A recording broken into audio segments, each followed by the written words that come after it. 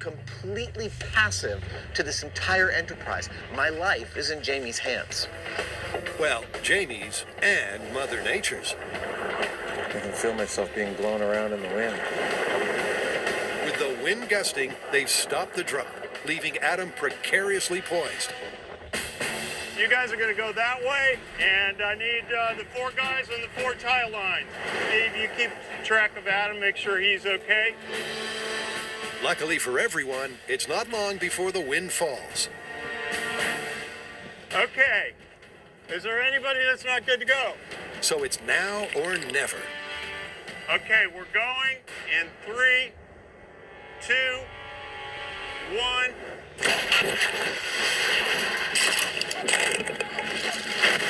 There's no doubt about it. The padded pod plummeted. But how's the cargo? Oh. That silence rings alarm bells. The team rushes in, and Jamie is the first to the scene when... Oh, I'm okay. I'm okay. After a free fall of 15 feet... Wow! It looks like Adam and Jamie's bubble engineering has taken the bulk of the blow. That was intense. But the touchdown didn't please the pilot. What happened was the moment you released me, my head came off the board, and then an instant later, it hit the board. But that rough landing wasn't the worst part. Oh, I have to tell you, man, the weight of all this bubble wrap was the hardest part of that. It felt like 2 guys sitting on my chest. Well, that's something Buster couldn't tell us, huh? That's absolutely what I call an empirical test. Thank you, sir. It's done. Woo!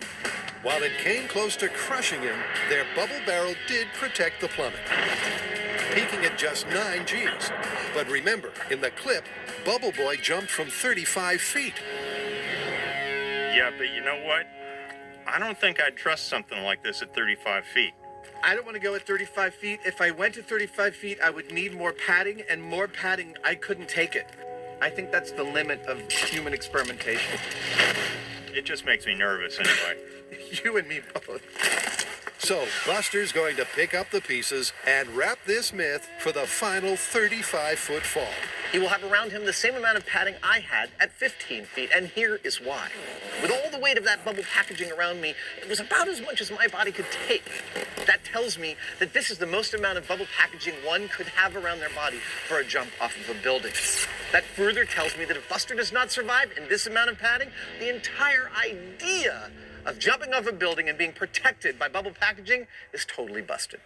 With old friend David Harding ready to crunch their drop data, their package is postmarked 35 feet, ready for delivery. All right, here we go. Buster from the full 35 feet in 3, 2, 1. That was perfect. I think that was perfect. The falling was perfect. The landing, not so much. I'm so glad that was not me. But how did Buster fare? Well, for that, it's over to David, the data doctor. All right, David. Dying to find out how Buster did from 35 feet. What do the numbers say? All right, for the torso, okay, peaked right around 29 Gs. Ow. Yeah.